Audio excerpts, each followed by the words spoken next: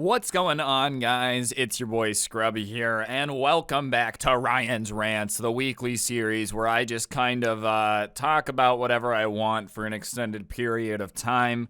Hopefully you guys have had a good week. It's been a bit since I've seen you, but we've officially been doing this for a month. That's right, dedication, everything you desire. But yeah, without further ado, let's go. Alright, so the first thing I want to talk about won't take very long, but it's just something I saw this week that bugged me. I have a friend who lives downtown and he has like a condo. And when you come out of the condo to get back to your car or go into the building, there's this alleyway. And the alleyway has an exit from a movie theater on it. So it's pretty like high traffic. People come in and out of the movie theater through that. And I was leaving his house at about like 6 p.m., not insanely late, and I come out and I see a dude peeing in the alley. He's peeing against the wall, but like he's just peeing in the alley. And listen, if I'm on a road trip or something and I see someone like peeing on the side of the road, it is what it is. There's a long time till the next bathroom. You gotta do what you gotta do. But the reason that this particularly bugged me so much was because he had like a thing of popcorn. Holding food while you pee is just a little bit, unhygienic. On top of that, you can't wash your hands. So now you're just eating popcorn with pee hand. But on top of it, it just really bugged me because it's like, dude, I know for a fact that that movie theater has a bunch of bathrooms. There's literally a bathroom before you exit, which meant that this guy walked out of the movie, went, I've gotta pee. There's a lot of bathroom options, multiple bathroom options on the way out of here. And I could do that. That would make a lot of sense. Or I can wait till I get out in the alleyway. And it's not like I was insanely offended. It's not like I was sitting here, oh my gosh, I can't believe I saw that. I don't really care. It's not like it's offensive to me. It just annoyed me because it was just so much easier for him to use the bathroom. Like, he really went out of his way to make his day more inconvenient. And it's not something I wanted to see. Like, I wasn't offended. Oh my heavens! But at the same time, like, you don't really want to watch someone pee. Call me crazy. Maybe some of you out there are like, no, man, it's sick. I don't want to watch people pee. If that's the only option you got, I get it. But that wasn't his only option. That's why it kind of bugged me. He walked outside to purposely just pee in the middle of the alley. I think you guys would understand why that's just a little bizarre to me. And that's really off topic. It's got nothing to do with anything else we're going to talk about today, but I just needed to get that off my chest. Alright, so this next story I've actually talked about before when it originally came out, and it disappeared for a while because it was so stupid that I feel like it got buried relatively quickly, but for some reason it's back and spreading on TikTok, which is not surprising. There's this trend going around that you should cook chicken in NyQuil, which just doesn't even sound like a good idea to cook something in a medicine, but I guess morons are doing it anyways. FDA warns of dangerous NyQuil chicken TikTok trend. The Sleepy Chicken Challenge has been around for a while and recently re-emerged in video form. You've got to be 50 shades of stupid to see someone on TikTok making chicken with NyQuil and go, oh, that's a fantastic idea. I should definitely do that. I'm not surprised that someone on TikTok is this dumb, that multiple people on TikTok are this dumb, but the fact that it's spreading is surprising to me. I guess at this point, I shouldn't be surprised that like every stupid trend on the internet has the propensity to go insanely viral for some reason. I just feel like as time goes on the internet, people are getting more dumb about the trends they're willing to follow. Everybody used to cringe at how stupid the Harlem Shake was, but by comparison, doing a funny meme dance with your friends is way less harmful than drinking and eating NyQuil chicken. I love handling raw chicken and then just getting a bottle of NyQuil, dumping it all over it. It doesn't even sound good. Nothing about NyQuil is tasty to me. Not once have I ever drank a NyQuil and gone, man, I wish there was a soda version of this. Like, who does that? Who's sitting there just drinking NyQuil out of the bottle thinking about how delectable it would be if there was an alcoholic version of this? A dangerous and potentially deadly social media challenge has been flagged by the Food and Drug Administration, which warned consumers that cooking chicken in NyQuil could harm their health. The warning was published online as part of a broader FDA update about a hazardous social media challenge that involves medications. The NyQuil Chicken Challenge, currently dubbed the Sleepy Chicken Challenge, has been around for a while and recently re-emerged in video form. Who was sitting around and decided to bring it back? I feel like this is just one of those trends that they should have let disappear. Nobody should have wanted to bring this back. This is one of those embarrassing things that you're really glad disappears, like the Tide Pod thing a few years ago. The fact that somebody out there knew about this for a while, had apparently been such a big fan they needed to make a viral video about it because the Sleepy Chicken Challenge is just so important to them is kind of terrifying. Also, the fact that enough people are on board that the government is taking notice, that's gotta be a lot of people. I feel like the government doesn't really like to make statements about things unless there's been enough of a people using this to create a problem that it's starting to become more of a headache for them to not say anything than it would be to create a statement. So how many people have been dumb enough to try this NyQuil Chicken Challenge already to the point where the government's aware about it and it's enough of a problem they've got to talk about it? Some dude that's usually in charge of, I don't know, some government agency, let's pretend the FBI was involved for a second. He usually spends his time trying to break up international drug trafficking rings. And right now he's trying to come up with effective messaging on how to convince kids not to eat NyQuil chicken. And every day he just sits at his desk with his head in his hands wondering how we've gotten to here. Sometimes technology makes me so proud of humanity, bro. Seeing things go to space whenever we invent some huge medical breakthrough. The fact that defibrillators exist, yeah, that's dope. We made that. Makes me really happy. But then sometimes you see something like this where technology's got people eating NyQuil chicken and thinking it's a good idea. And you're like, oh, maybe we should go back to just being cavemen. It might not have been that bad. Compared to people being this stupid, I'll just chase deer all day. All right, fine. Whatever, I gotta fight a saber-toothed tiger every now and then. It's better than TikTok existing. I'll take my chances. Oh, you really think TikTok is that bad?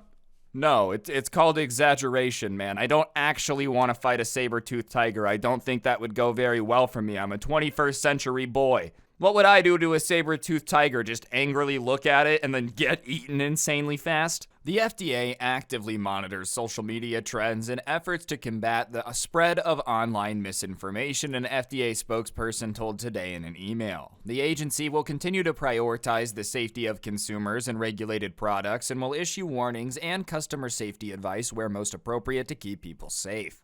Unfortunately, many people believe that over-the-counter medications, including NyQuil, are completely safe and won't cause any bad outcomes, said Dr. Sarah Anderson, an adolescent medicine specialist and assistant professor in pediatrics at Columbia University College of Physicians and Surgeons. I feel like you've got to also be really dumb to think that just because you can buy it without a doctor giving you a prescription, it's harmless. Yeah, one aspirin's not bad for you, but a bottle is obviously bad for you. One dose of NyQuil, not gonna kill you. Making chicken with a bottle, I don't know if it'll kill you, but it's definitely not good. I feel like that should be obvious. I love how the FDA is also monitoring social media. That means it's not only an agent's job some of the time. There's a dude whose only gig is monitoring social media. The FDA TikTok guy, do you think he's making content too? He's doing the latest dance, telling people to make sure their milk is pasteurized correctly. Or whatever. Do they want it pasteurized? Processed correctly. That's what I meant. They get really mad about the unprocessed milk. I just think it's funny that a government entity has to spend money on someone's salary so that they can watch TikTok and make sure people aren't stupid enough to keep eating the NyQuil chicken. And I know it's more complicated than technically we're paying their salary, but because it's a government employee, taxpayer money is paying that salary. So if you pay taxes in America, you're also paying for a dude to just sit on TikTok and make sure other people aren't dumb enough to eat NyQuil chicken. Which goes to show how dumb some of us are, there's at least 100,000 people that would be dumb enough to eat NyQuil chicken, which is terrifying because these people are also probably driving cars right now. The same people doing the Sleepy Chicken Challenge are driving 1,000-pound machinery on a daily basis. Welcome to the 21st century. See, those caveman times ain't sounding so bad now, are they? Huh?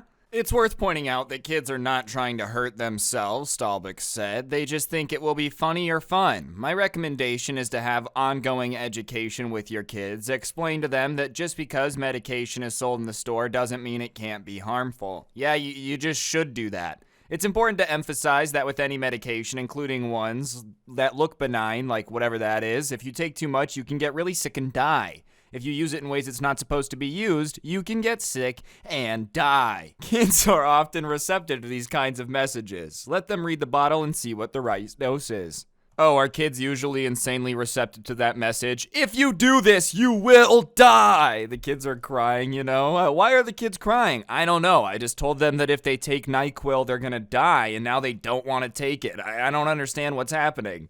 Obviously, you should tell your kids not to take too much medicine. Like, I think that's just a given. Like, if you have kids, you should 100% do that. And, yeah, I don't know. If your kid is, like, silly enough to think that just taking a bunch of medicine is funny and it's just for fun, then, like, you've not done a good job as a parent. I don't know. I hope your kid never thinks that the sleepy chicken challenge is a good idea. And apparently, this has gotten so out of control and so insane that NyQuil has had to come out and make a statement.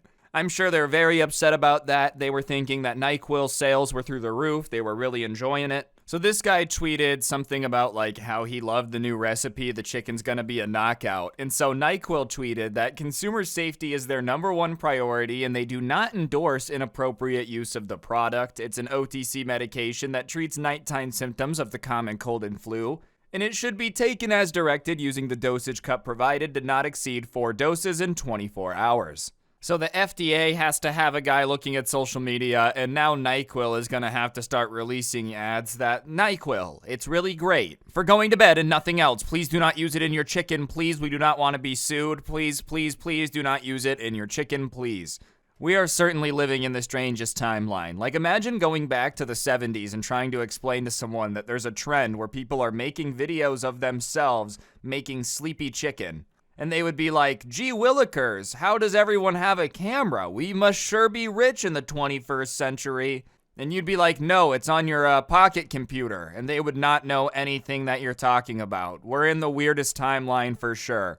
Either way, what I can say, don't make sleepy time chicken. I can't believe I've had to talk about this twice, to be honest. It was not on my bingo card, was sleepy time chicken making a comeback. But because I've talked about it before, I figured I had to, especially now that we know that the government's got social media accounts.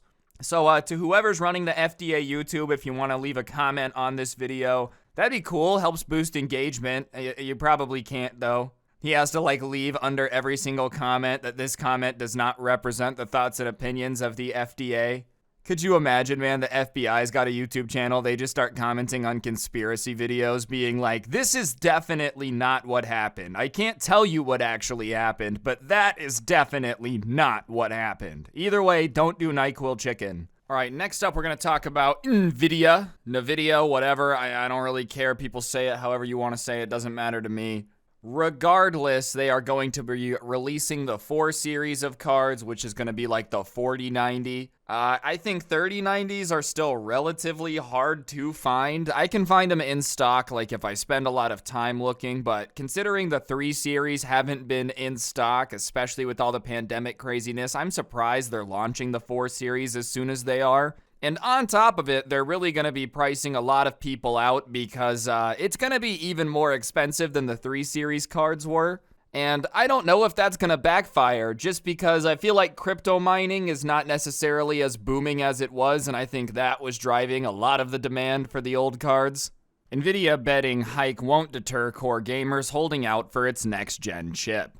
I'm not saying that I think their price hike is going to hold off people that are hell-bent on having the beefiest gaming computer possible, bro. They could slap that baby on a bun, call it a hamburger, it's so beefy. If you're going to go out of your way to, like, get the best graphics card, you'll probably pay the $200 more to get the newest version. I don't deny that. But what I think is starting to happen is they're just starting to price a lot of people out of PC gaming. I mean, like, you can build a decent computer still for $1,000 or less, but it's getting considerably harder each generation.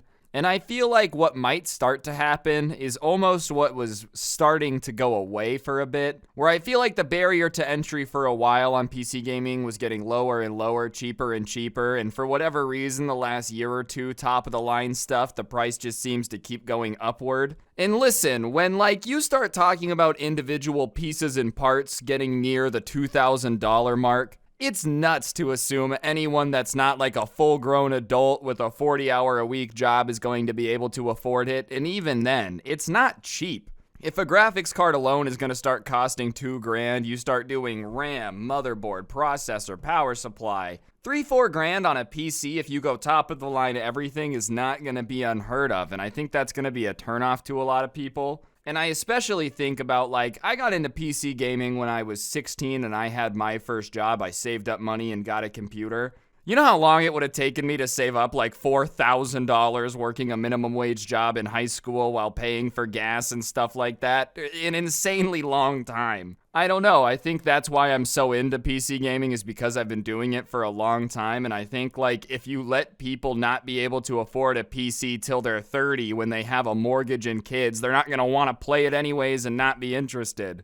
I just feel like continually hiking the price just raises the barrier to entry, which isn't good. I'm not saying they shouldn't have high-end stuff. I just feel like getting more people on board at the lower tiers eventually creates more high-end consumers. You know what I'm saying? In order to have a bunch of people to spend $4,000, you need to have 8 times that amount spending $300. Lovelace, which is just code word for the 4090 and the 4 series, succeeds Ampere, which is the 3 series, which was unveiled May 2020, about 2 months into the COVID-19 pandemic, amid strong demand for gaming cords.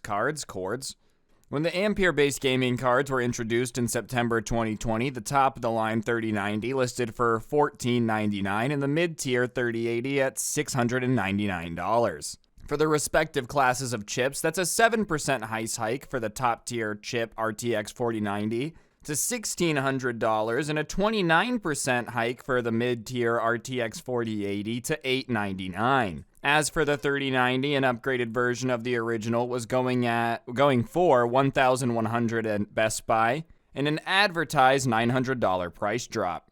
I think what trips me out about this entire generation too is the fact that even to this day you're hard pressed to find them for the retail price. I mean, for basically a year straight, the 3 series were going for what? A triple, quadruple in some instances, their original price.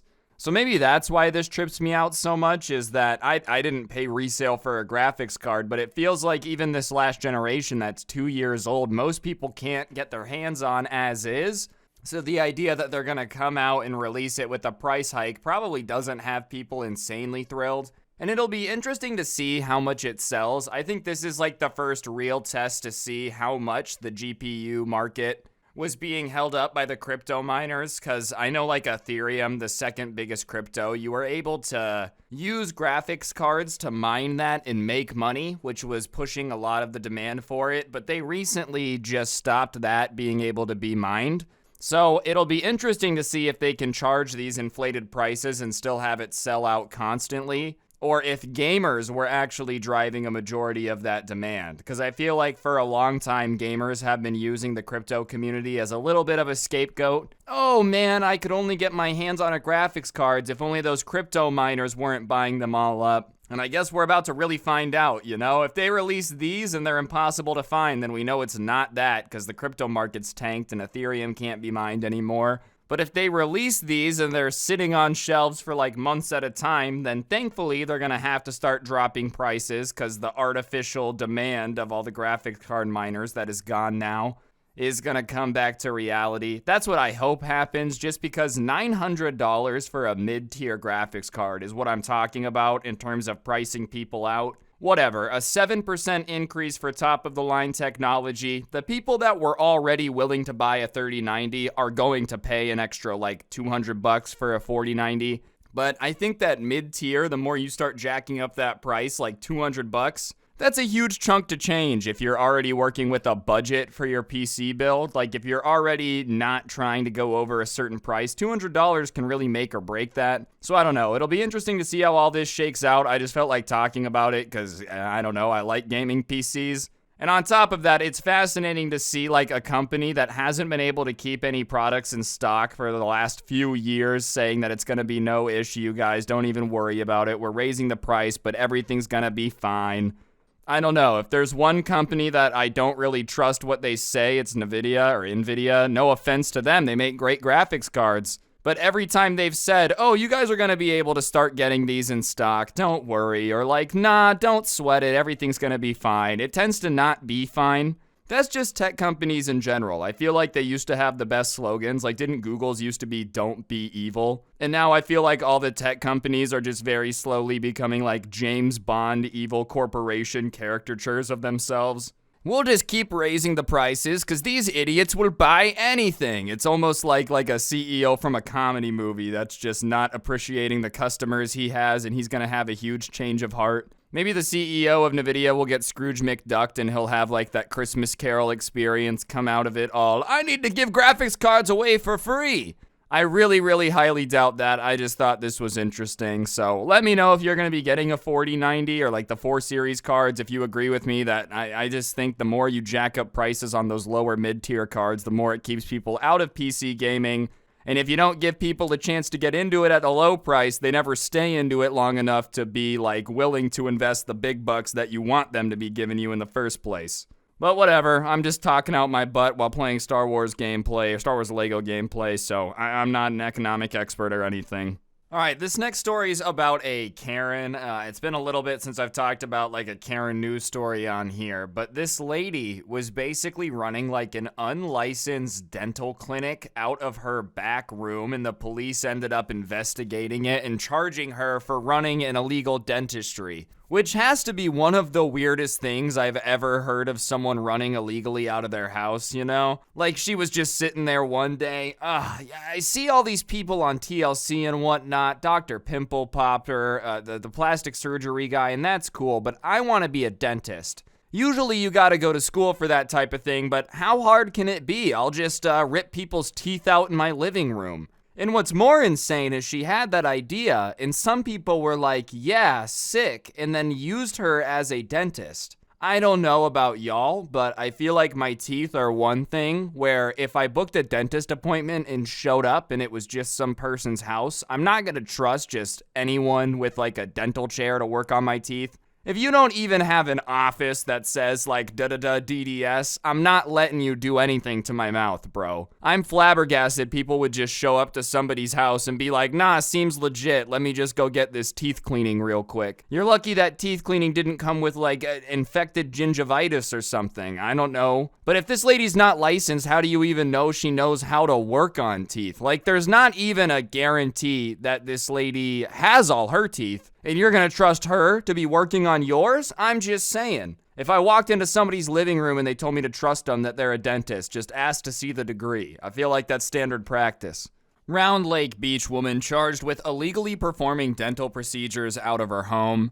Okay, she's been charged. She hasn't been convicted yet. This might just be one big misunderstanding, sorry. She might just be a tooth collector and a bunch of people were voluntarily adding to her collection. Technically, we can't rule that out. We can't say that has been ruled out in a court of law. Could you imagine if that was the real story? That would be terrifying. There's just so many people out here simping for this Karen that they're just willing to go like get their teeth pulled in her bathroom. I just want to know where she was doing the dental procedures. That changes everything. If she had like, used Dexter levels of plastic wrap to block everything off, it's still super weird, but for some reason I've got a feeling she was just doing this in her kitchen with like one hand in their mouth with a dental tool, the other hand in the Frito bag. I've got no proof of that. That's probably not what happened, but that's just what like the mental image in my head is. Just the most like an unprofessional thing you can imagine. Because I feel like this is one of those things that everybody just kind of understands you have to have a license for. I don't feel like anyone can just get confused and accidentally start a dentistry thinking that there's no degree or requirements necessary to start doing medical procedures.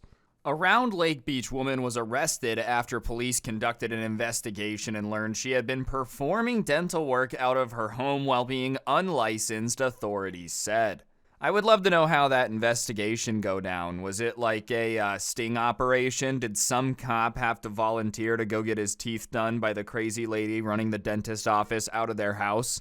Was there a bonus involved? They were like, okay guys, we understand that nobody wants to go get their teeth worked on by the fake dentist, so we will be including a $1,000 bonus at the end of the year for whoever volunteers and a $50 gift card to Black Angus Steakhouse. I just don't know how you really conduct an investigation about that. Did they just sit outside their house and like check to see how much people were holding their jaw when they came out? Was she ripping teeth out with pliers? I just love the idea of some huge undercover operation to find out that this lady's illegally being a dentist in her house.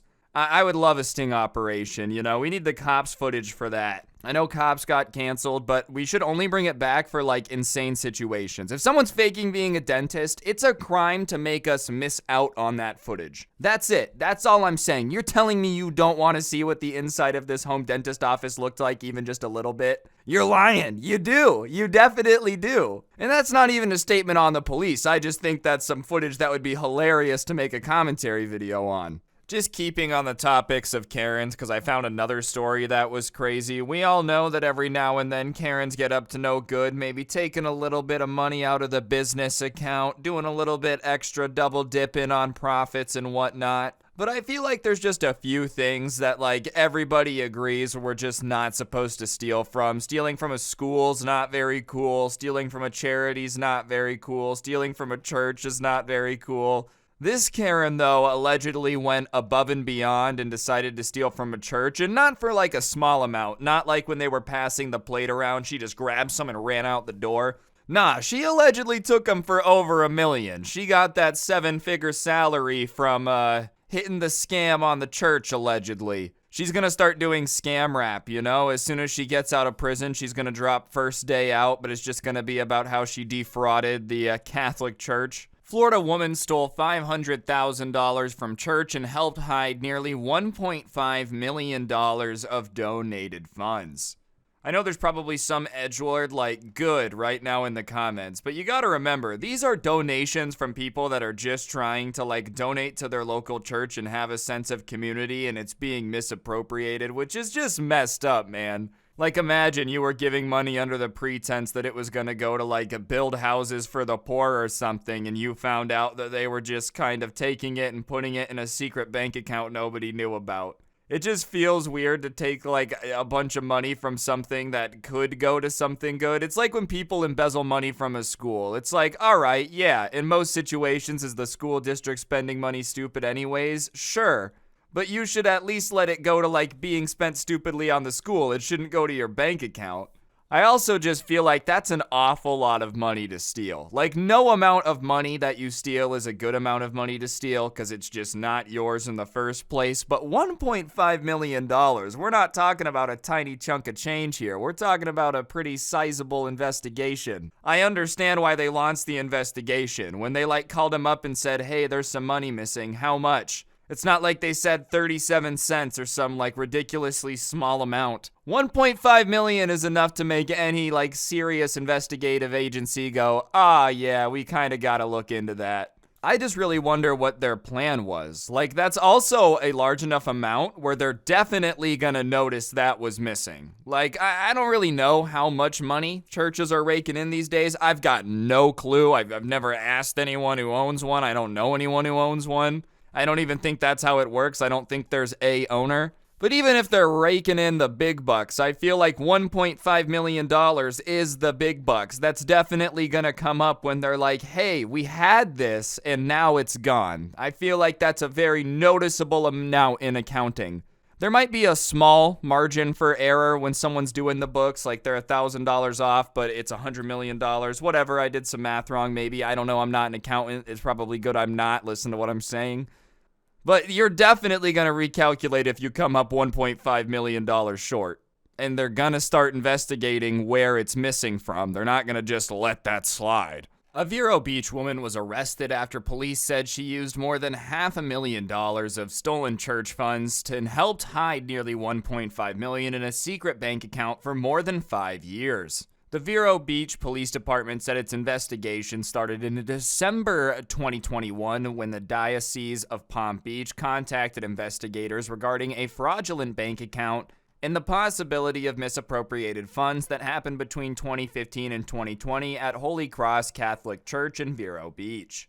Okay, so I will say 1.5 million is still a huge amount, but over 5 years, maybe they thought people wouldn't notice. Like, I still think it's stupid. People were 100% gonna catch on, but maybe they, in their infinite wisdom, were like, no, we'll do it slowly. No one will notice. I think they really messed up making a bank account in the name of the church too, because eventually the bank was going to contact, like, you know, the bigger church and talk to them about some issue with the bank account. I'm sure other parts of the church bank with them too. And the second they contact them and are like, hey, this account with $1 million just had a $500,000 withdrawal. And the church goes, wait, what bank account? It's gonna raise a lot of red flags for everyone involved. I don't know. Call me crazy, but I feel like banks take, like, this type of stuff usually pretty seriously. Now, if you're just some random dude who wants to deposit bags of cash, they'll look the other direction.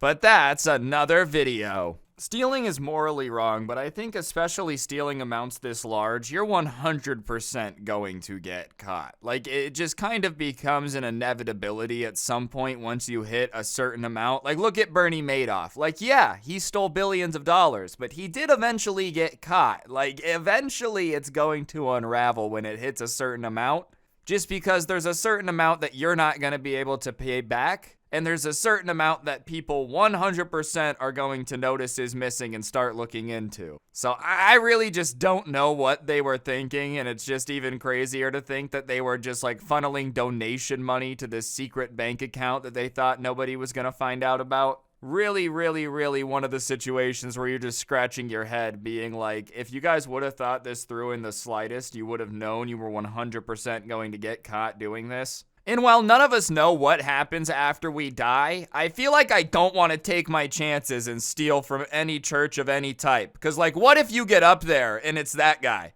And he's like, yo, what up? What up, bro? After a 9-month fraud investigation, detectives arrested Deborah True, Holy Cross Catholic Church's former parish administrator. Investigators said they discovered that in 2012, True and former priest with the church, Father Richard Murphy, opened a bank account in the church's name. But here's the catch. Police said True and Murphy didn't tell the diocese or whatever at Palm Beach about this account, and since 2015, bank records showed nearly 1.5 million of parishioners' donations were fraudulently deposited into this secret account. Obviously, if, like, the feds really want to find out what you're doing, there's not much you can do to prevent it. But I feel like we all also know that if you want to get away with stealing money, bank accounts are probably the worst way to do it because everything is insanely traceable. And I only know that from watching Ozark on Netflix. Like, I'm not even a criminal, and I could have told you that you can't really take stolen money or, like, illegal money and just run it through a bank account. And if I know that from watching a Netflix show, then before you steal $1.5 million, you should at least do the bare minimum of research and watch the Netflix show. Goodness gracious, man. That is a good show, though. If anyone wants a show recommendation, Ryan Rants approved Netflix show. All right, with no sponsor. Netflix, feel free to toss me the bag, though. I know you guys are just, like, paying out the wazoo for new shows. You're getting desperate. Your platform's stagnating. I will never launder $1.5 million from you guys. I have no desire to own a bank account in anyone's name except my own. I don't know. I'm just really okay with that. And I'm especially okay to not be stealing donation money. That just feels weird, bro. It's the same thing with the people that, like, scammed the PPP loans. Sure, yeah, you might get away with it, but, like, you did steal money from the emergency relief program. And I don't know, something about that just gotta feel a little weird. Either way, I don't really know what these people were thinking, but it is mega Karen mode to be funneling church donations into a bank account that you didn't tell the church about and then using it to, like, pay for personal bills and whatnot. And it's especially dumb to think that there's no way you're gonna get caught. Oh, they'll just let it slide. Don't even worry about it. If there's one thing I feel like everyone doesn't play about, it's their money. Whether it's a church, whether it's a business, whether it's a person. You mess with somebody's money, they're probably going to get insanely pissed and do something about it. And they were definitely going to notice the $1.5 million missing and the bank account open in their name without their permission at some point. And this just seems like a Scooby-Doo mystery where you're like, what were you even thinking, dude? If a bunch of kids and a dog can figure out your crime, did you ever think the insurance company was not going to figure it out? Whatever, that's enough Karen topics for this rant. Alright, so last week we talked about that GTA leak. Somebody hacked into Rockstar Games, stole the source code for GTA 5, GTA 6, and then some gameplay of GTA 6.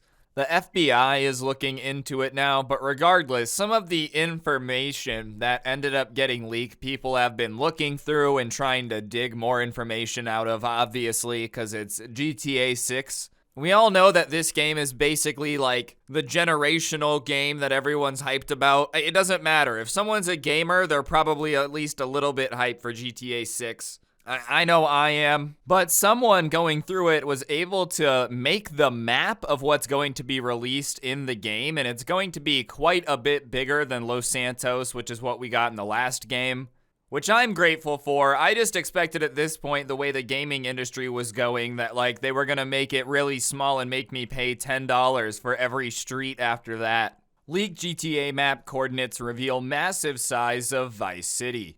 I think if they were going to do like a small map, they would have to add with DLC. There's just no option. I don't think people would take the same sized map very well.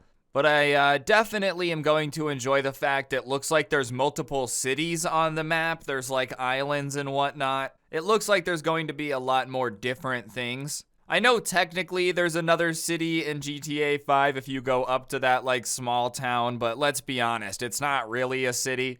The only place that has really anything going on is that main area down there, especially online. Like if you go up to that small town on the left-hand side of the map or the top side of the map, if someone comes to mess with you, they're purposely coming to mess with you. People don't really go up there unless they want to be left alone or are doing a mission, and in that case, they probably want to be left alone. I think it'll also be fun to integrate it online and make it so hopefully there's more like places people can live that are nice. Same thing in GTA 5 that I was just talking about. Most of the houses that are not right in that downtown area are just garbage, so it's the most populated area of the map. As Rockstar scrambled to take the videos offline and the FBI launched an investigation, users began taking notes of areas seen in the footage, cross-referencing past games and using coordinates in the leaked videos to help map out Vice City. Man, between this and the guy that has to be investigating like NyQuil chicken and whatnot on TikTok, there's so many government employees having to investigate like insane things.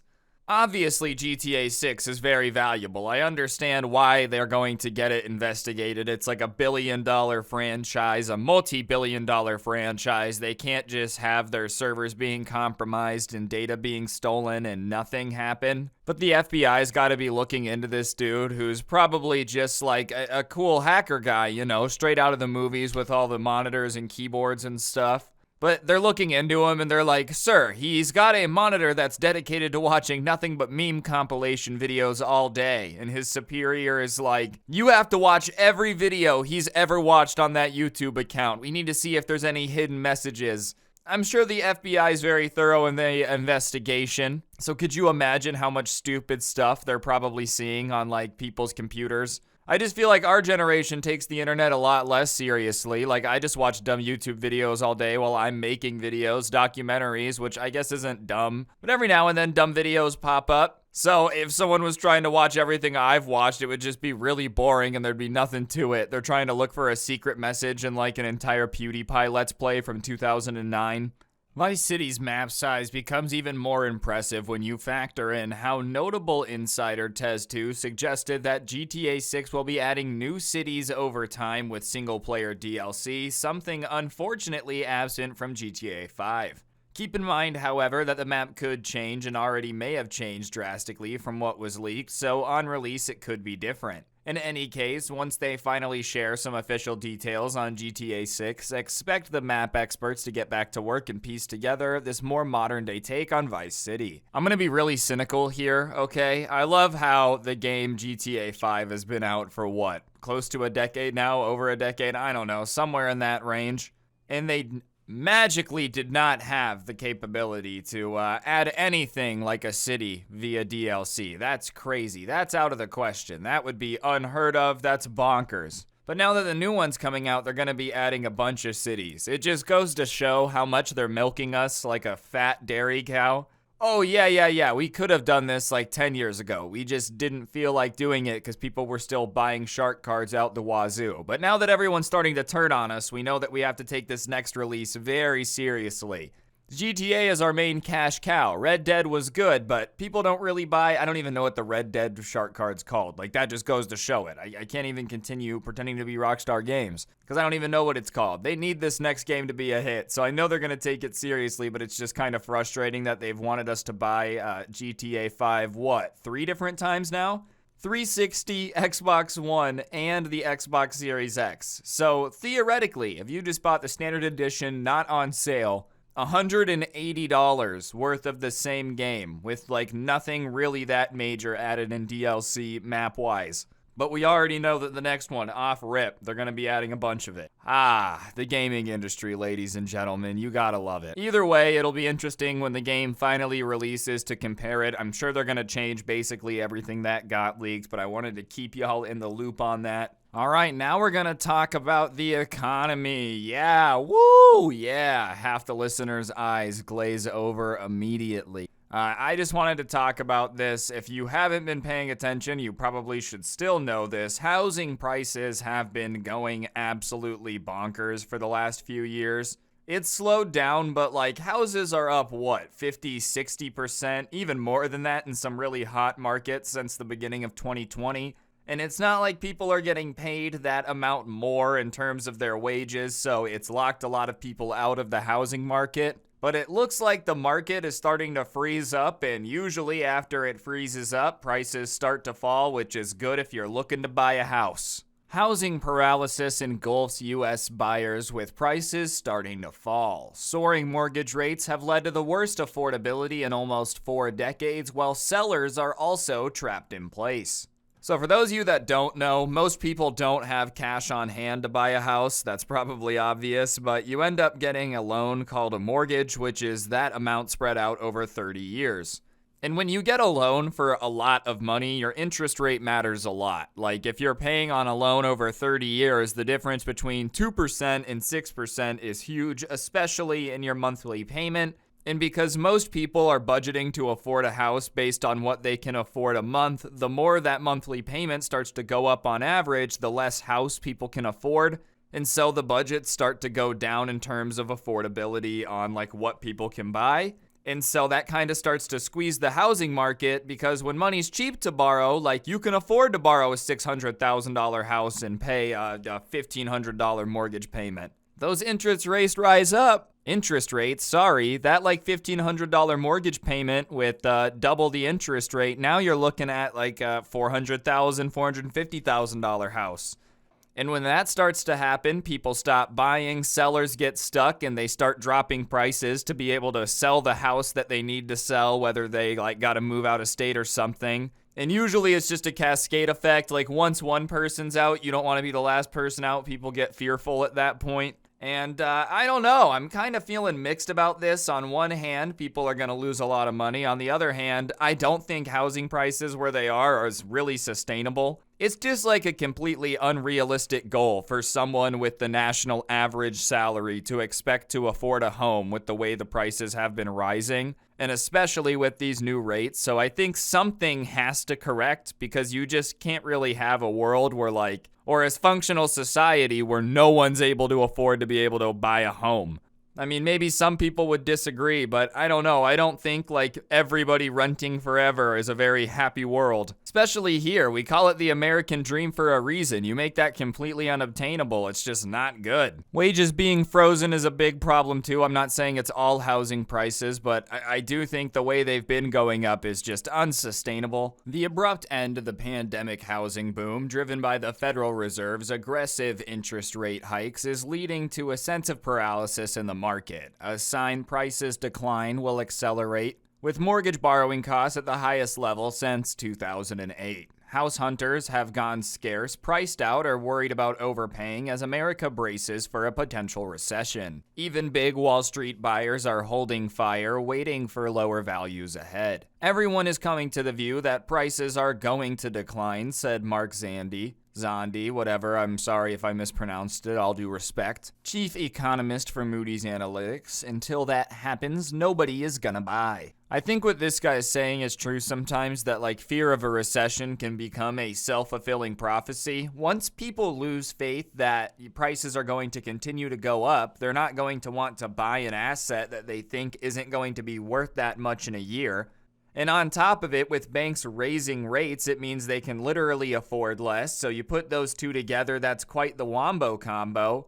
But then you look at the fact that prices haven't even started dropping yet. People are just starting to think they're going to drop, and that means that everybody's going to be in for a world of hurt. Because if there's already a lack of buyers when prices haven't dropped, they're just being stagnant.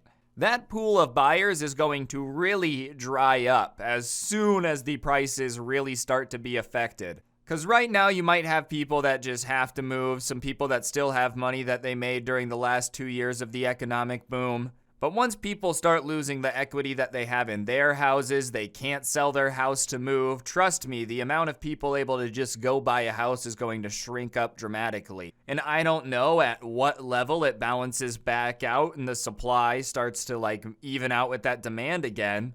But right now, it's hard to say that the demand is going to go up at all. And if the demand is going to stagnate or drop, there's no way the supply is going to magically shrink either. For a while, it was just like a huge seller's market. You put your house on the market, 40 people wanted to buy it in cash instantly. I think those days are over. And it'll be nuts seeing houses actually dropping in price for the first time in a few years. I don't know what's coming for the US. I don't know if this recession's going to really hurt, if it's going to be like a pain that we kind of have to have so that way the economy's a little bit more even. I don't know, but it's clear that something's coming. I think everybody kind of feels it. I don't know what it is. I'm not like what is it? The people that can see the future psychic. But here's what I will say. Something will happen. Prices will go up or they will go down. That much I can say for sure. The Fed is signaling more rate hikes ahead after its third straight 75 basis point increase Wednesday, and Chair Jerome Powell warned of a housing correction. Goldman Sachs, Inc. expects home prices to flatten next year. But Zandi is more bearish, and he predicts prices nationally will fall 5 to 10% from peak levels without a recession, as much as 15% in a mild recession, and they could crash by 25% in some of the most overheated areas, he said. I think the areas that are really gonna have a crash are the places where those companies that were like auto robot buying houses were operating. Like they would just, you put in your address, they would calculate how much stuff around you had sold for and give you a cash offer right away. If you were operating one of those and you have a huge inventory of houses that you were expecting to flip for more than you paid, you're probably going to be in quite a lot of pain, you know? Like, I don't think it's going to be a situation where you're gonna make a bunch of profit on everything that you have in stock right now. In fact, there's a house in my neighborhood that sold to like one of those places that offered cash for his house, and I was talking to him about it, and he literally told me that what he sold it to them for, there was no way they were going to be able to sell it for more, and they were definitely going to lose money. And they listed it for more than they bought it for, obviously trying to make a buck, and it sat for a while, and now it is officially selling for less than they paid for it. And they put a bunch of work in. So I think a lot of those places that are hot markets are going to have some pain. I'm in Las Vegas, though, which definitely was pretty overheated these last few years. I don't know if that's everywhere in the nation. I don't know if that's in like the small to medium-sized towns as well, but I know large cities have had a super hot market. I don't know. I know some of you are probably bored by this topic, so I'm going to move on, but I just thought it was interesting. For those of you that like the little bit of economic topics, let me know in the comments section down below, but if not, that's also okay. I get it. So let's get back to something about people being stupid on the internet. So every week I've been doing this series, I've been doing a little bit of an update on the Russia-Ukraine situation, so I figured I would keep you guys in the loop, and a lot of stuff has gone on. Like last week, Ukraine just came in, took 6,000 kilometers of territory, really messed things up. And so Russia obviously had to respond to that, and they're responding by activating their version of the draft or military mobilization. If you don't know what the draft is, basically it's when the government starts going around to people that didn't volunteer for the war and saying, guess what, pal, grab a gun, you're heading to the front line. It's not very popular with people, believe it or not. We've only done it in like World War I, II, and Vietnam. But that's what's going on. They're getting desperate for men to the point where they're going to start grabbing people that don't want to be there and making them fight a war. Russians are protesting and fleeing the country as Putin orders a draft for Ukraine. So drafts are never popular. Taking a bunch of people and like sending them to the front line when they don't want to be there is never something people are stoked about, but I feel like it's especially unpopular when it's a war of aggression. At least when they're drafting people for World War II, you're like, I have to go save the planet. If I don't do this, the entire world's gonna fall. Like, it's an important thing. You got national pride. They attacked Pearl Harbor. This war, if you're a Russian, your president just decided to attack the country next to you. It's not going well. So now you've got to hop on a bus and go fight a war that you don't really care about. I understand why people aren't that thrilled about it. And especially with how bad the Russian military's been doing, I'm not surprised people are fleeing. I'm an American, you know? Like, if for whatever reason there was some huge war and the American military had to start drafting, at least I know I'm getting good equipment. You got people in Russia being sent right now with weapons from World War II, body armor that's just like literally thin plates of metal in a plate carrier. I would not be stoked to head to a war zone where I'm getting clapped and I know that my, division commander has been secretly taking all the money for the equipment that's supposed to go to me. I think Putin bit off quite a bit more than he could chew. They do have to mobilize because if they don't, they're going to lose, and that would be insanely embarrassing for him. But yeah, I'm not surprised people are not stoked about having to go fight a war that they didn't want in the first place. It's not like Ukraine was threatening Russia. You just kind of decided to invade, and now they have to go fight for it. Russian President Vladimir Putin's order to mobilize more troops to bolster his struggling military campaign in Ukraine has been rippling across Russia as the military swiftly drafts new recruits and signs of discontent appear to spread. Putin announced the decision Wednesday, framing it as a partial mobilization that he insisted only affects a small percentage of Russians with background in military service. Russian Defense Minister Sergei Shoigu, ordered an immediate call-up of 300,000 additional troops, even as multiple news reports suggested the real number could be 3 times as many. Alright, so the way they phrased it on TV is that they were basically calling up their reserves. It'd be like if we took the National Guard and used them for something. They're kind of related to the military, but what's actually happening is they're kind of going out there and just being like, oh, you gotta go to Ukraine. And there's stories of people as old as 53 years old getting drafted. I feel like in the United States, theoretically, if things were going horribly, they could get older, but for the most part, they try to draft people in between the ages of like 18 and 25. They don't want to have to start pulling fathers away from families and like old men to the front line. But it does go to show how desperate Russia is getting for troops that they're willing to be like yanking these 53-year-old men out to the front line of Ukraine. I'm not saying there's anything wrong with 53-year-old men. We just know that they're not necessarily at the peak of physical ability. They're still strong, but it's not like if I'm in a foxhole and I've got to dig a 6-foot hole to hide from artillery rounds. I would be more excited if someone my age was there than some 52-year-old that complains about his back issues the entire time. Dmitri, I cannot reload my own AK. My hands have arthritis. Plus, dude, at 53, you've lived enough life. Like, I feel like you've earned the right to kind of sit there. You shouldn't have to worry about getting drafted anymore. I know technically it's not even retired, but come on, man, that's pretty old. It's pretty old to just be dragged out of your home and be sent to the front line. Obviously, this is not going to be popular, though. Like, it already was not going to be popular, even if it was standard. But just based on the fact that they said it was only going to be 300,000, it was only going to be trained troops, and now it's just kind of like, whatever happens, happens, is not going to be popular amongst your people. And I'm sure they already weren't thrilled, especially with that offensive last week. Like I said, I saw a lot of Russian state media, which is usually so far up the Kremlin that, like, their pressure is basically going to turn them into a diamond. They're so far up there. Even they were embarrassed by what went down and how bad Ukraine stomped on them. And people are now trying to get out of there so bad because they don't want to go to Ukraine that it's causing, like, traffic jams and huge issues with the amount of men trying to get out of Russia. Traffic jams in desperation at the border as Russians flee Putin's quote-unquote partial mobilization. The same thing happened in America during Vietnam, like people would go to Canada and dodge the draft. Draft dodging is what it was called, and I'm not surprised that it's happening here. I feel like any country ever that starts a huge mobilization has people that don't want to fight, so they start trying to leave. It'll be interesting to see where they go, though. I know sanctions on Russia have already shut down a lot of international travel. It's not like it would be super easy to get into Europe at this point. I could be wrong, but I feel like most countries kind of kiboshed the whole Russian visa program when this invasion kicked off in the first place. I know a lot of them have been going to Turkey, which is pretty close and has been letting some of them in.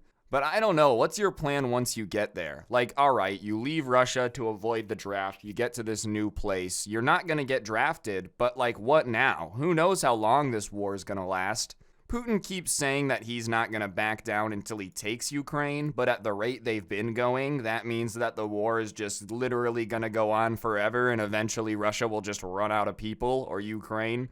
I think this huge mobilization getting all these people is more to boost his negotiating, to like keep those two republics on the east side, but I'm not an expert. Overall, though, it's nuts to see how little support the people actually have for this war. Everyone loves to say that like the Russians just love Vladimir Putin, they'll do anything for him.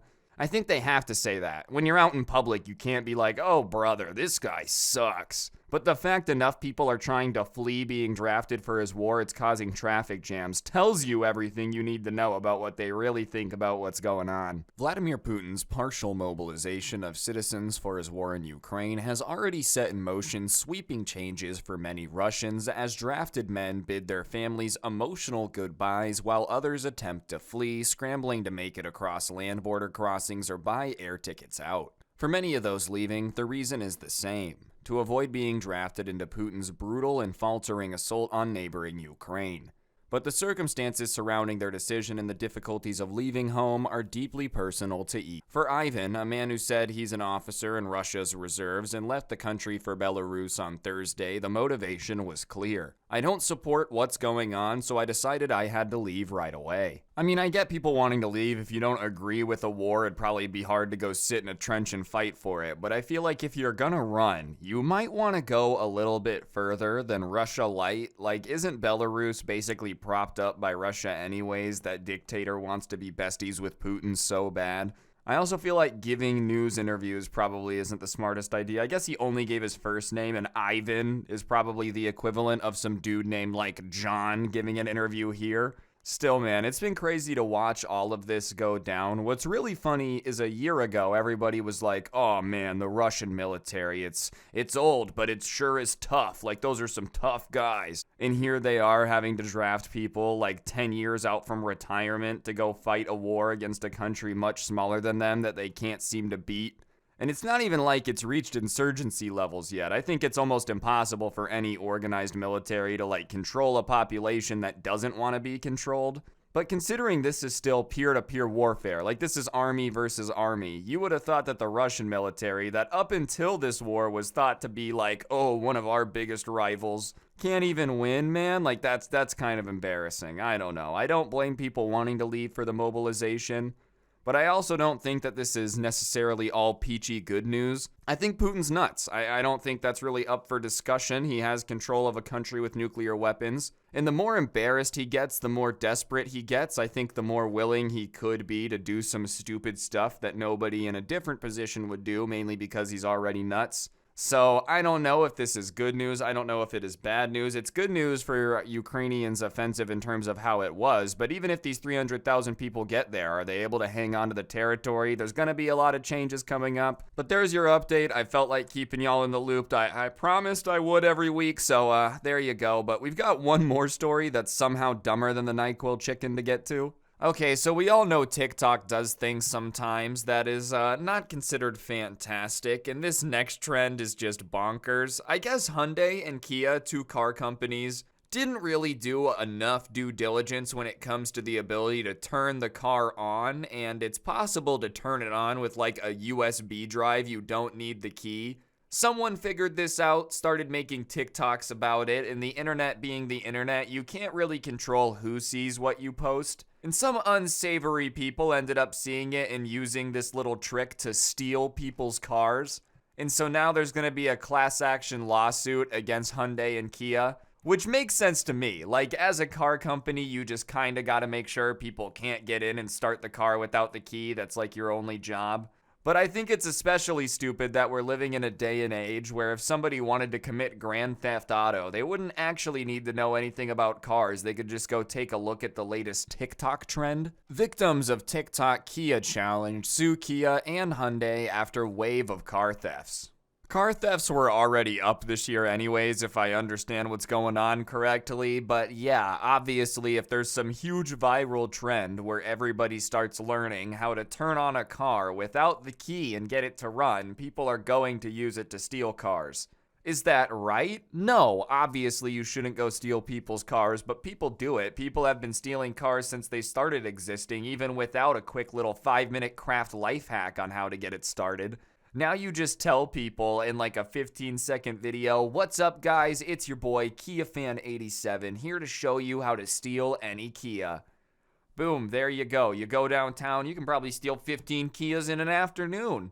I think they're gonna have to settle, but the better question would be, what do they really do to fix it? It's not like cars are at the point where you can send out a software update to prevent someone from being able to do this. So you just kind of have to keep rolling around in this car that you know at any point anyone who's been on TikTok could just get to run and steal. That's got to make you feel great, you know? You park in a huge parking lot. Well, I hope the car is here when you get back. Every time you come out, you're not sure if you forgot the parking spot or if your car got stolen, because it really could go either way. It's a coin flip. Back in July 2022, the Kia challenge surfaced as the latest viral trend on TikTok, resulting in car thefts across the USA. The trend began after a creator on the app uploaded a video showing how he started his Kia by only using a USB cable, and others quickly realized it worked on Hyundai vehicles as well. Both companies responded in early September, but now victim of the trend are suing the automotive giants. Why would you make a video telling everybody how to start your car without the key? I feel like that's one of those things, if I was ever goofing off and managed to start my car with a USB, I would just be like, oh crap, that's not good. I wouldn't make a video and tell everyone about it. I would hope nobody ever found that out. How ironic would it be if the guy who made the video telling everybody how to do it, like his car ended up getting stolen as a part of the challenge? I don't hope that happened. I hope he still got his car.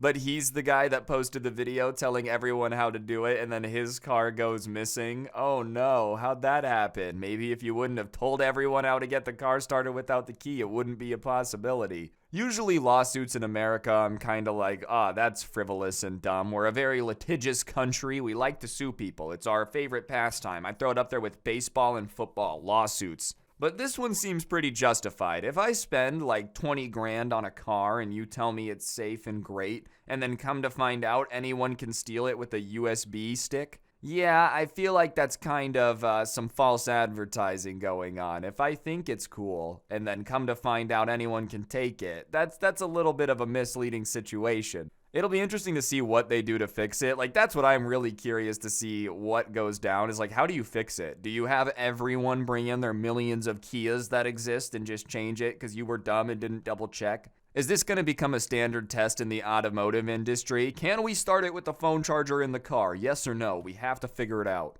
Anyways, I think that's going to do it for this week's episode. Hopefully you enjoyed. If you did, please press the like button. Let me know in the comments section down below what you thought. And of course, subscribe if you're new and turn on those notifications. We've been doing it for a month. I hit y'all with the hour episode. So if you guys like this series, please comment. It helps the video do better. And yeah, on that note, I'll see y'all next week. Don't get anyone pregnant. If you do, make sure they're hot. I'm out. Peace. Oh, and tomorrow I have a standalone video about the MW2 beta. I didn't forget about it. I played it.